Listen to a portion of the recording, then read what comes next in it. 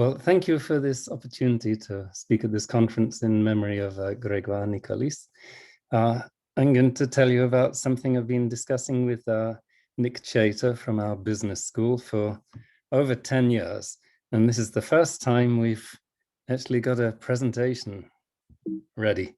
So here we are. I'll say a few words about Grégoire. I'll talk a bit about precursors of what we want to say, then I'll describe our approach. Consequences is what I want to get on to, and then some conclusions. So for me, Grégoire Nicolis, I think of him as a pioneer in non-equilibrium thermodynamics, but also as a creator of opportunities for young researchers. So for example, there was this network that he set up on nonlinear phenomena in complex systems, and it was followed up by another one. And both of these, the whole point was training and mobility of researchers, for example. That's the official title of the second one. So here is our group from Cambridge during that second one at a network meeting in Corsica.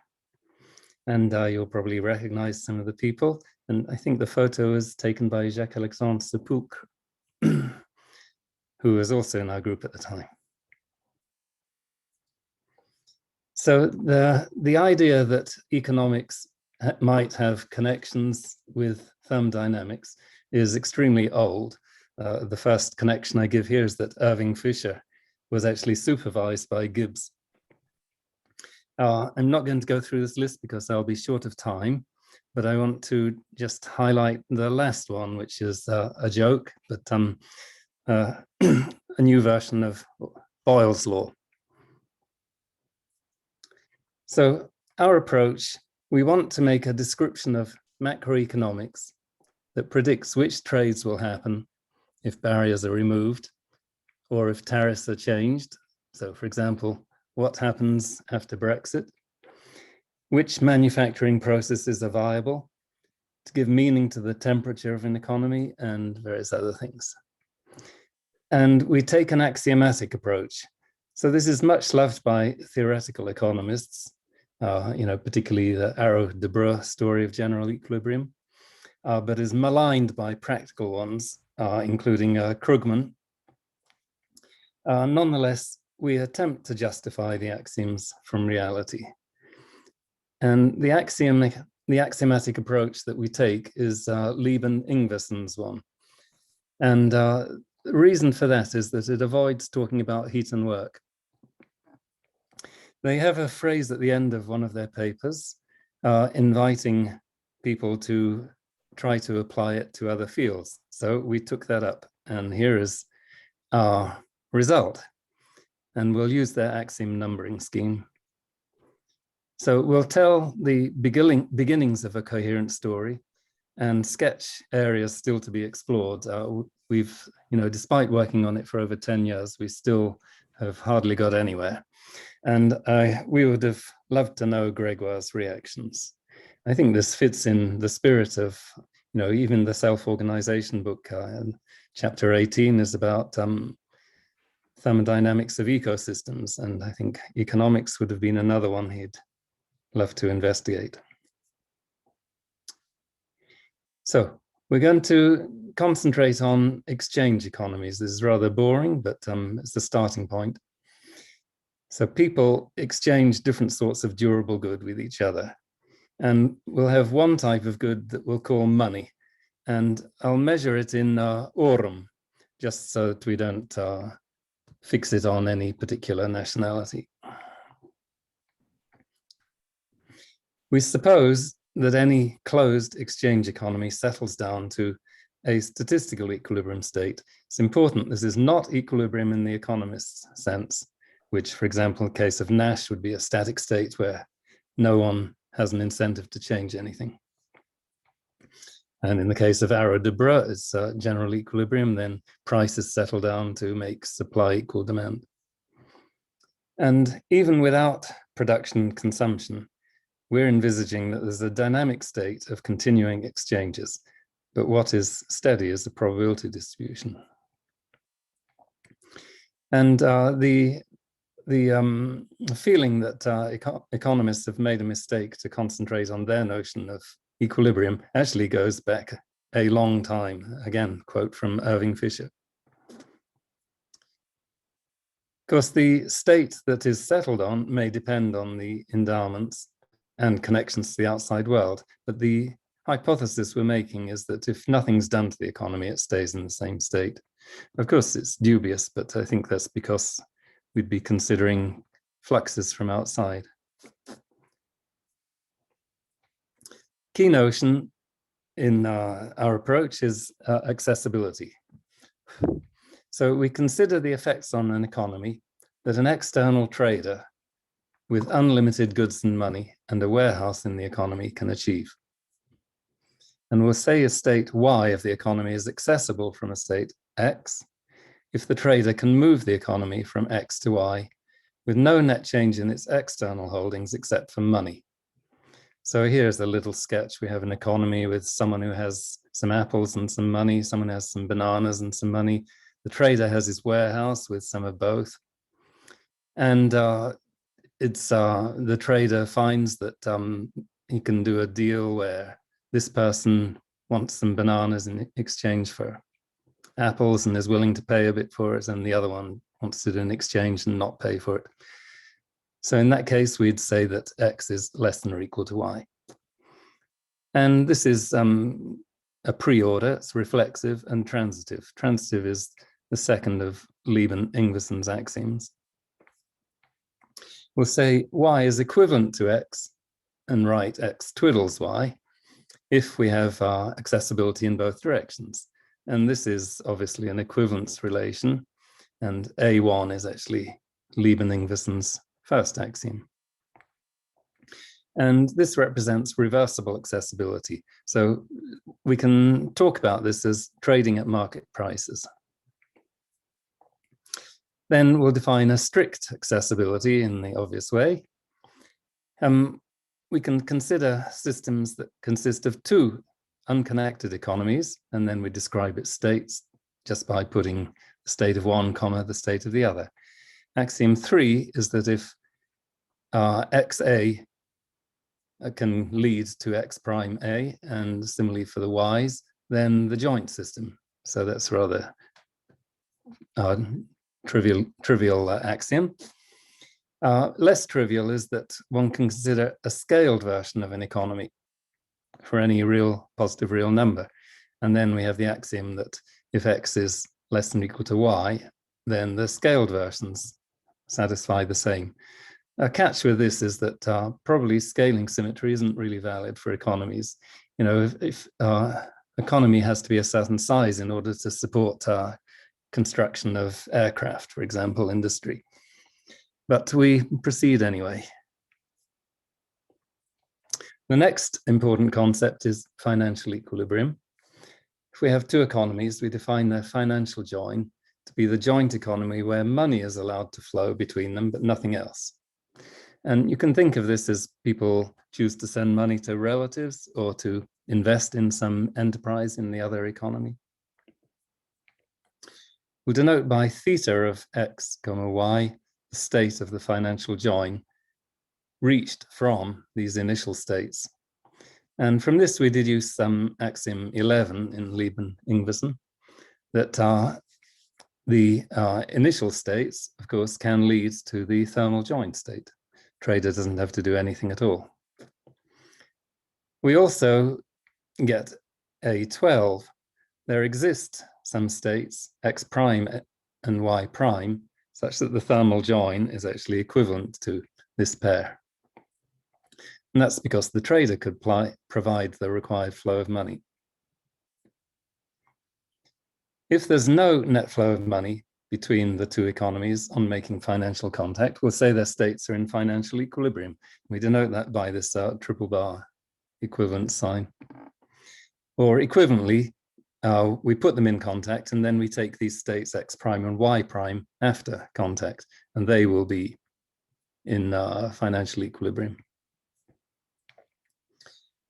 We suppose that each state of an economy is in financial equilibrium with itself. This is a way of saying there are no internal barriers to money flow in an economy. So that is an assumption that shouldn't be ignored. But in that case, we get that financial equivalence is reflexive.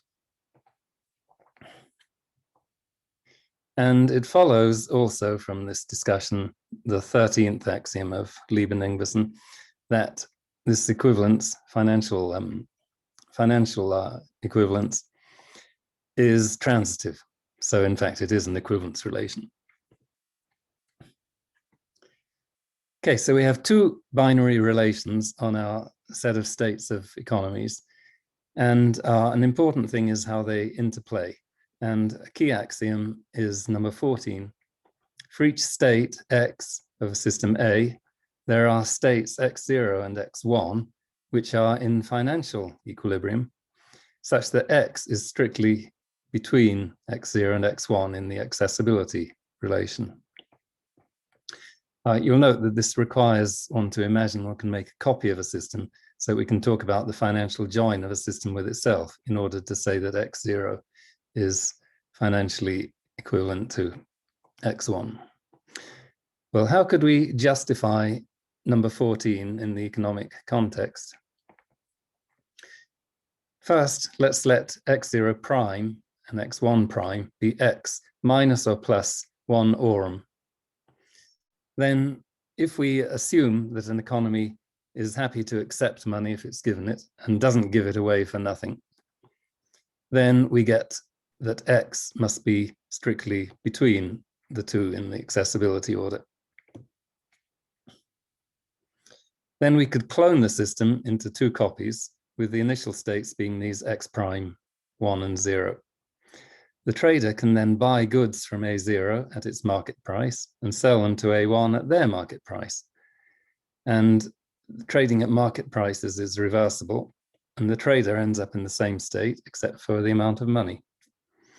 So eventually the trader moves the states of the two copies. So the market price for this good that we're talking about is the same in both. So that means we have financial equilibrium between the two copies of the economy. So the states achieved are in financial equilibrium, but these X0 and X1 are equivalent in the accessibility sense to the X0 prime and the X1 prime. So we get this relation. So indeed, X is between X0 and X1. So this is the key. There are a couple more axioms, again, which are slightly disputable. A5, that we can subdivide a system in an arbitrary ratio, and we have this equivalence. And also that if we take any two systems, then they are comparable in the mathematician's sense, meaning that either one is less than equal to the other or the other way around. So then if we need one more, A6, which is what they call a stability axiom. So now I get to the consequences. Theorem 1 of Lieben-Ingwersen allows you to deduce from this list of axioms the existence of a function S of state that's unique up to affine transformation, such that whenever you take real numbers, any division of the interval 0, 1 into real numbers, then y is less than or equal to y prime, if and only if this entropy, let's call it, is less than or equal to this entropy. Okay, so it's conversion of the accessibility relationship into a single real number relationship. And the proof is just this picture. So if we have x, we choose an x0 that's below it and an x1 that's above it. And we take the straight line consisting of the convex combinations of x1 and x0. Then x is accessibly equivalent to some point on that line. And that tells us what combination of the entropy of x0, which we'll call 0, and x1, which we'll call 1, to take. So the lambda we get here is the entropy on this scale of the state x. That's the construction. And we call it entropy. One can interpret it, we think, as some notion of aggregate utility. The idea is that on putting two or more economies in contact, the total entropy cannot decrease because of this accessibility relation. So here is the second law. We can also deduce temperature, existence of a function of state, such that when two systems are in financial contact, there's net money flow from A to B if and only if the temperature of the state of A is bigger than the temperature of the state of B. And they're in equilibrium financially if and only if the temperature is the same. So we use the word temperature for that. And if things are differentiable, then it will actually be defined by 1 over temperature as derivative of entropy with respect to amount of money. So it has units of aurum divided by entropy, which of course depend on what entropy scale you use, but at least ratios of temperature are uniquely defined. Following Skilling, we call beta, 1 over T, the coolness, because that's a cool name, and it deserves a name. Inverse temperature is very clumsy. Its economic interpretation is marginal utility of money. That's a phrase that goes back to Hotelling a long time ago, who discussed similar things, not with entropy, but who put a single individual's utility instead of S. Well, suppose you put two systems in contact, then money will flow. And if we do it quasi-statically, then the bits of money that flow will just be T times the change in entropies of the two systems. And money will flow until the temperatures equalize. So in this illustration down here, A loses entropy and B gains, but the total entropy increases. And just a little note that dt by ds is related to what we could call money capacity by analogy with heat capacity. So an immediate question is, can we estimate temperature ratio between two economies not in financial contact, or can we make a financial thermometer? So we don't have yet a good answer for this, but there's certainly, historically at least, there have been many examples of currency controls. So there should be scope for doing this. And even for countries that are in financial contact, there are actually large variations in purchasing power. So this was started by Summers 20 years ago with the Penn World tables. And the World Bank has a big comparison program running at the moment. Here's a nice picture that I found on the web, where we put the cost of living index relative to Germany as 100. So you see that from this one would be tempted to read off that the UK is at temperature 131 degrees compared with Germany at 100. So of course, this is suggesting that even though they're in financial contact, then the temperatures haven't equilibrated. That can be argued because there are, of course, other forces holding them out of financial equilibrium. But at this stage in our analysis, we haven't got that far. The third consequence is the existence of market prices. So for each type of good, let's say G is the amount of the good, we can let nu be the derivative of the entropy with respect to the amount of good. So whenever we write a partial derivative, of course, we have to say what we're holding fixed. So I'll hold money fixed and all the other sorts of goods. Economists love saying ceteris paribus, but they rarely specify which other things they're actually holding fixed, which is a gripe I have. Anyway, and we call nu the potential for the good. So then ds is beta dm, coolness, times the change in amount of money, plus the potential times the change in the amount of good.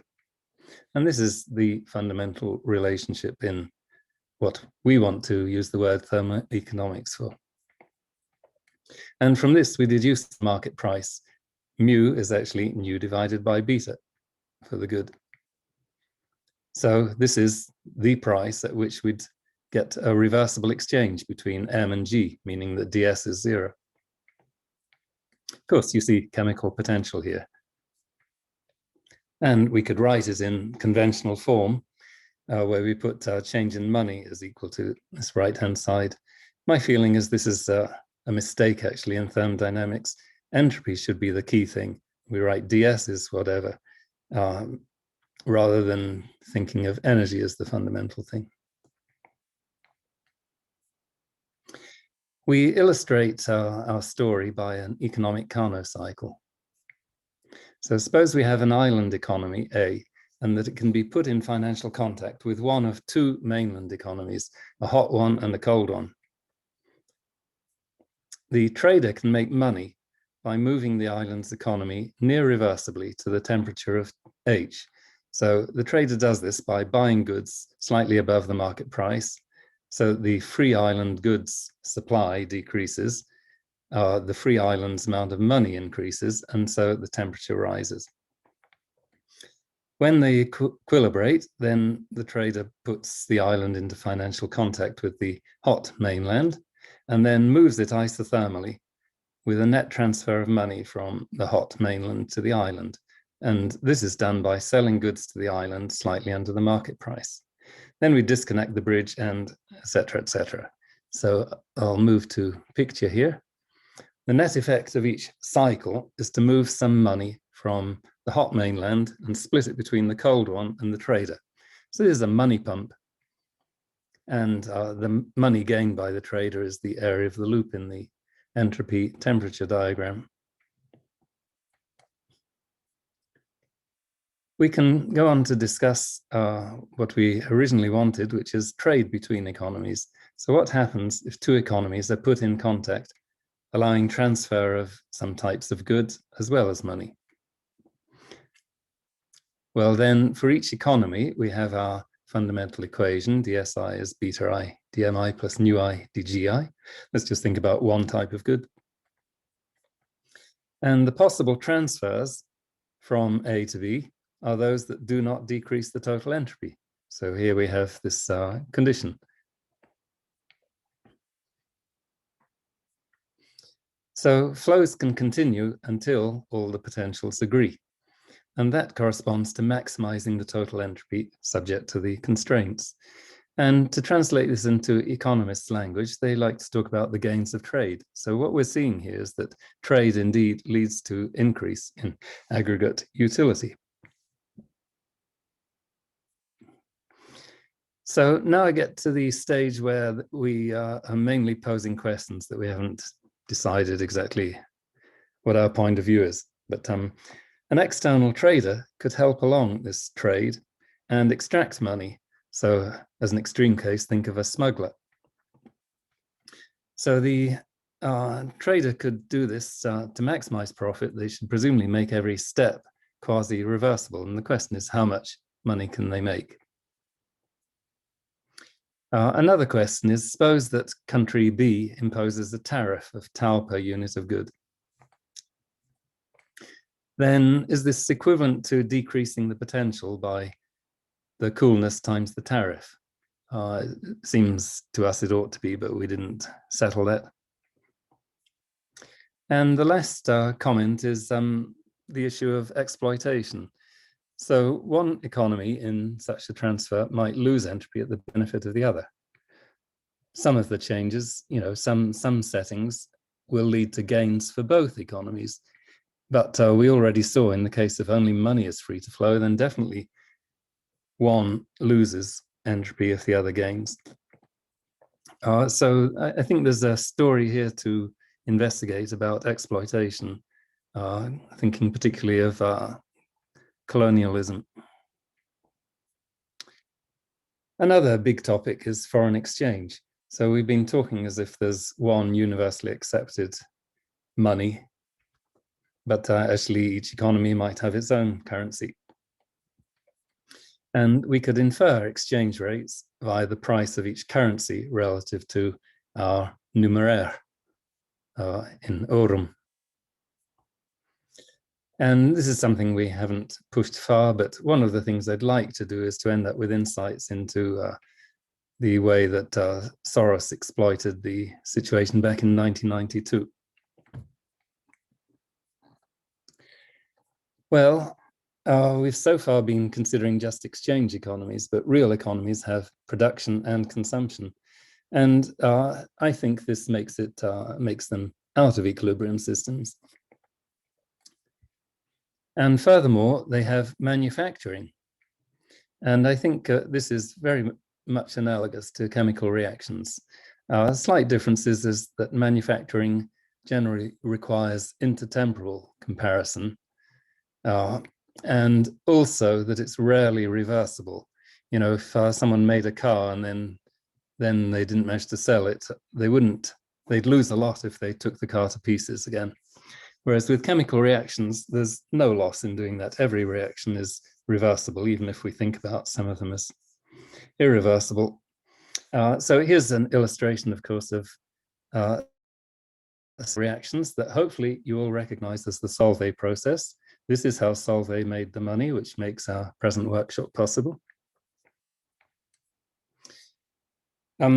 We could perhaps render manufacturing reversible by at least an intellectual trick of Arrow-Deborah securities. I won't go into that because I'm near the end of time, but some other directions that we have begun to explore: thermodynamic relations. So Maxwell noticed that symmetry of second derivatives leads to relations between first derivatives. And as an example in our context, we have that the derivative with respect to temperature of the market price of a good at constant amount of good equals the derivative of the entropy with respect to the amount of good at constant temperature. So this is something that ought to have economic significance. And of course, again, going back to replacing entropy by an individual's utility, actually, this is exactly the sort of thing that Hotelling derived way back when in economics. Well, there are other sorts of thermodynamic relations, in particular phenomenological relations between fluxes and potential differences that are crucial in non-equilibrium thermodynamics. And in the linear regime, then Onsager came up with symmetry relations that were based on the fact that we have this entropy second law of thermodynamics. So there ought to be symmetry relations, again, between fluxes and between the coefficients in the flux, and relations between fluxes and potential differences. And these could be important. Further interpretations. One that we want to explore is entropy log of available volume in some sense? We've taken a purely macro view here. There's no micro story. So we don't have the analog of statistical mechanics, though of course that's a direction that we can also explore, and I'll say a bit about. But could we view entropy as corresponding to J.S. Mill's liberty? And if so, then do we get an interpretation of temperature as a standard deviation of fluctuations? So suppose we look at a subsystem of a system, and then does the variance of the amount of money in that subsystem satisfy the money capacity times the temperature squared, which is what Einstein derived for black body radiation?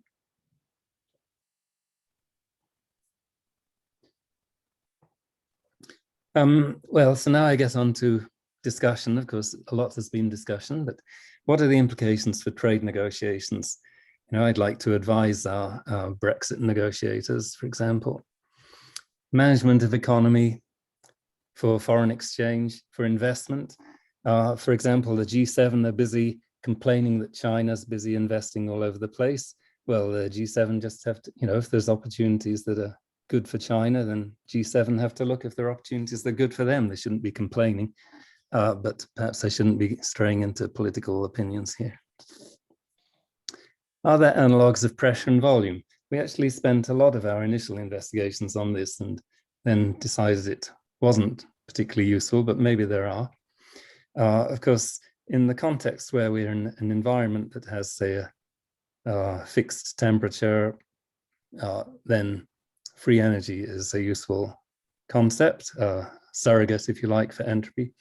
And the engineers really like something called exergy that I'm always surprised never appears in physics textbooks. Well, it's slightly unfair. I think it appears under the word available energy, I think, in Callan's book, In an Exercise.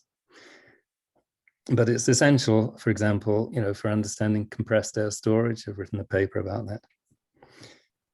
There are issues of extensivity that I've already addressed. Maybe we need Salis entropies rather than ordinary entropy. There are issues like central banks can print money, so it isn't actually conserved. Interest rates are an important aspect of real economies.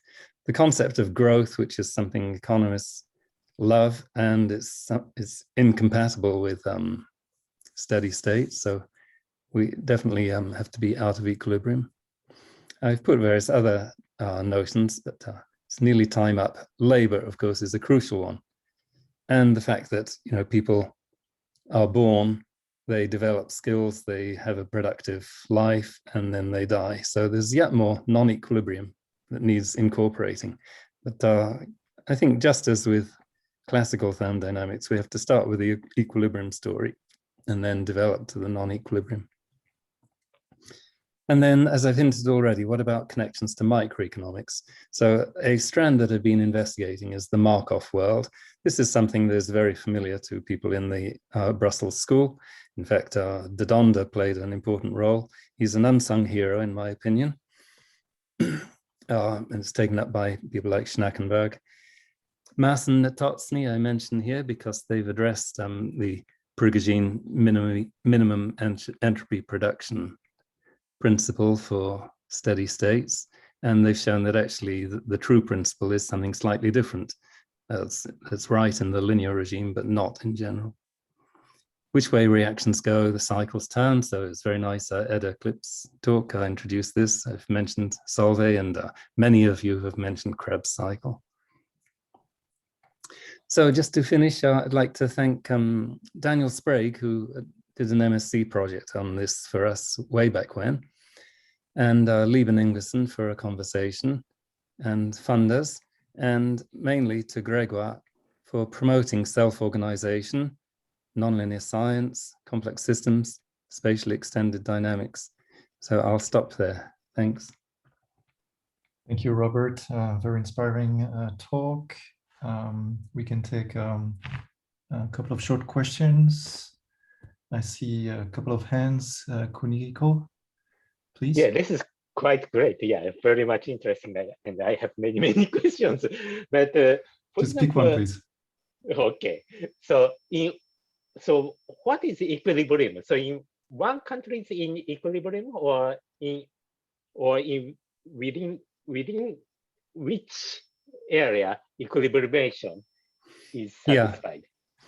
Yeah, it's a good question. So the idealization is one country is in equilibrium. But of course, just as in real physics, you can have gradients within one cell or one chemostat or whatever. So it's relatively straightforward to extend the idea. We need the concept of local equilibrium, let's say. And at this stage without this, you have to somehow assume that the value is characterized by single money, somehow one-dimensional. That's a kind of assumption, or to exchange many goods. Or But that's the same in classical thermodynamics. Yeah, right? We have energy. We give this prioritized view to energy. Yeah. And as I'm saying, it's actually a bit arbitrary. One starts with prioritizing energy, but one should really not single it out. Okay, so we'll take one more question from Jean Bricmont. Jean? Yeah, hello. Thank you for this interesting talk. But I have two questions, maybe too general. But anyway, one is, what is the empirical justification for all these axioms? How do you deduce consequences about the real world that can be tested? That's one question. And the other, I would just wonder, that's just a curiosity, but I've read a book which is here, Laws of Chaos, by Farjoun and Makover, who also do a probabilistic approach to political economy. And I wonder if what you think of that and if it has any connection with your work, because they mean to apply statistical mechanics to the economy. Mm-hmm. Thanks. Yeah, so empirical evidence, we haven't done any yet. I tried to make the axioms plausible, and one can dispute them, certainly. The true empirical evidence would come because we make some predictions, right? So once one can design a thermometer, for example, and measure various other things, then one could test Maxwell relations, for example, or whatever. So this is all for the future. You have to compute the entropy. You have to be able to compute the entropy. It's not clear to me how you compute this entropy function. No. So, but just as in physics, we don't really compute the entropy. Okay, you as a statistical mechanic does, but I mean, if we take a real system, we never really compute its entropy. We compute heat flows and we integrate dq over t. But that's not the same as computing entropy. But you compute the logarithm. You compute the partition function, which that's you as the statistical